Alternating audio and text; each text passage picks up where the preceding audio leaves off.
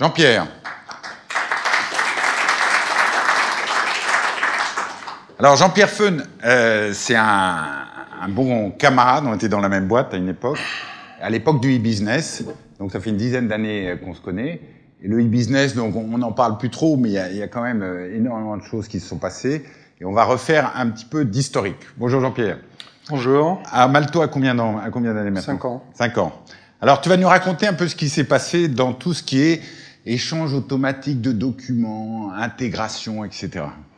En fait, la problématique, c'est que, vous voyez, il y a 20 ans d'histoire, là même éventuellement un peu plus, on est quand même dans ces histoires d'échanges électroniques entre les grands comptes et leurs fournisseurs ou leurs clients, dans un taux d'adoption qui reste assez ridicule, et c'est pas la France ou l'Europe ou les États-Unis, c'est à peu près partout pareil. On parle de 10 à 20% au mieux, à part quelques exceptions très notoires, peut-être un petit peu plus d'avancées dans l'automobile et l'aviation grâce aux solutions EDI. Après l'EDI est venu l'ère de l'Internet, et vous avez probablement tous entendu parler du concept de place de marché, donc de hub, d'un modèle extrêmement centrique. En anglais, on dit buyer-centric. C'est un modèle qui est vraiment fait pour les grands comptes et pour lequel les fournisseurs et les sociétés de taille moyenne en particulier ne trouvent pas leur compte. Donc nous, à Malto, on est parti de ce constat-là en se disant, globalement, ça marche pas. Qu'est-ce qu'on peut faire pour changer un petit peu la donne? Et changer la donne, bon, on a fait évoluer la techno, on a fait évoluer le business model, et on a aussi surtout adressé un problème majeur qui est d'éviter que les grands comptes aient adopté des process dans leurs échanges avec leurs clients et fournisseurs communs à toute une industrie. Il est impossible, nous on travaille beaucoup dans le monde du pétrole, il est impossible de forcer BP, Total et Chevron d'avoir exactement les mêmes process. Donc pour quelque part compenser ce problème-là sur des technologies en cloud, évidemment, basées sur des échanges peer-to-peer, mais on va pas en parler là, éventuellement, venez me voir après la réunion si vous le souhaitez. On a développé la notion de communauté, donc ça c'est un espace privatif, virtuel évidemment, dans lequel les échanges entre le grand compte et ses fournisseurs se font suivant les process du grand compte. Ça, c'est le premier élément. Le deuxième élément, c'est évidemment du côté des fournisseurs, ils n'ont pas tous SAP, ils n'ont pas tous les moyens de mettre 12 mois de consultants pour s'intégrer à notre cloud. Donc, on a aussi développé une série de technologies, de solutions qui vont faciliter les choses. Et puis, le troisième élément, c'est l'élément business, commercial, qui fait que les anciens modèles qui étaient beaucoup basés, pour ceux qui sont familiers avec ce monde-là, sur des coûts à la transaction, des choses comme ça, on les a complètement balayés, on est arrivé à un modèle extrêmement low cost. D'accord. Donc regardons comment ça marche. Alors là, par exemple, on a le cas d'Areva. Voilà. Bon, Areva, SAP, classique, a besoin de connecter quelques milliers de fournisseurs, de très grands et de très petits. Donc, ils veulent surtout pas aller, entre guillemets, bricoler dans leur SAP. Donc nous, on arrive avec notre solution d'e-business cloud au milieu. Donc qu'est-ce qui va se passer dans le e-business cloud? Il va y avoir le captage des données, le routage, la validation, la transformation. Parce qu'évidemment, les fournisseurs d'Areva,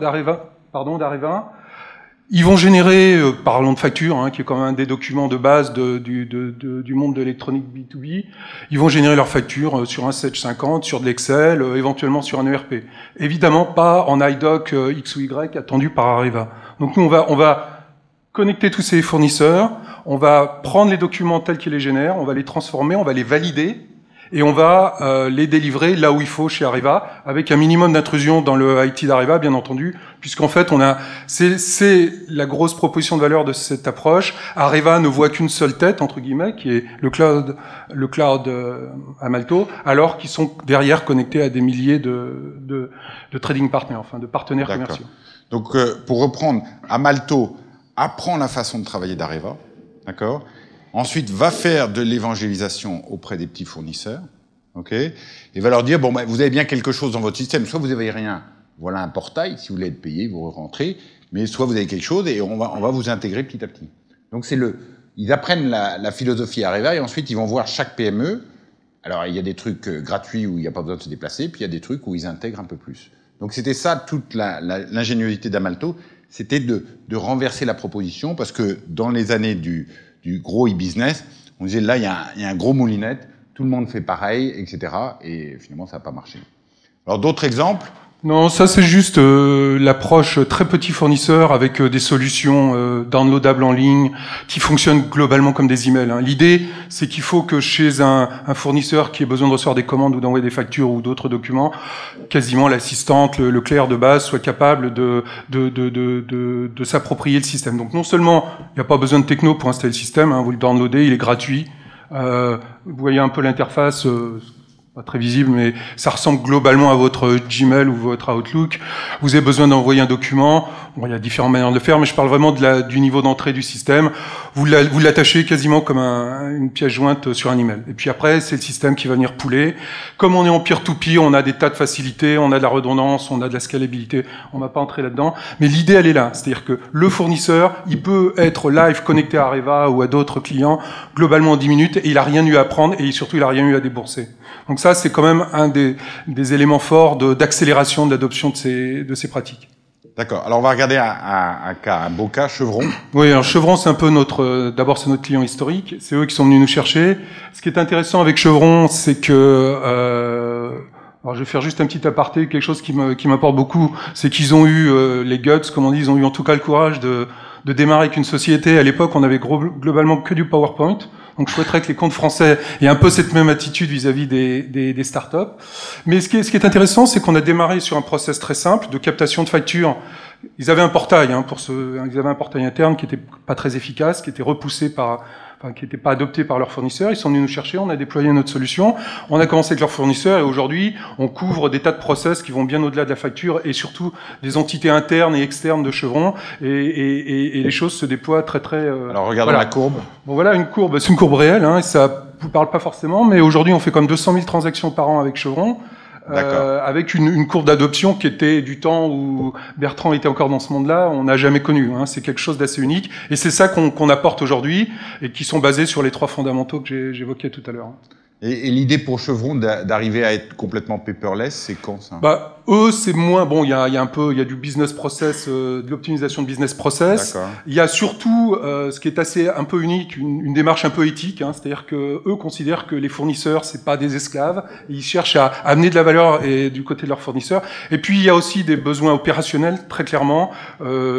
En particulier, bon, vous êtes tous maintenant familiers avec ce qui peut se passer offshore sur le forage, avec les histoires BP. Donc il y a un besoin très clair d'avoir de la visibilité sur des commandes, des choses comme ça. Et donc ils veulent passer effectivement en 100% de paperless. D'accord. Ok. Et donc, pour vous rappeler, l'alternative, c'était j'intègre mes gros fournisseurs directement de ERP à ERP. Et ça, les grands groupes, après 10 ans, ils ont réussi à intégrer peut-être 20% de leurs fournisseurs qui font 80% des transactions, et ça, c'est vraiment les meilleurs.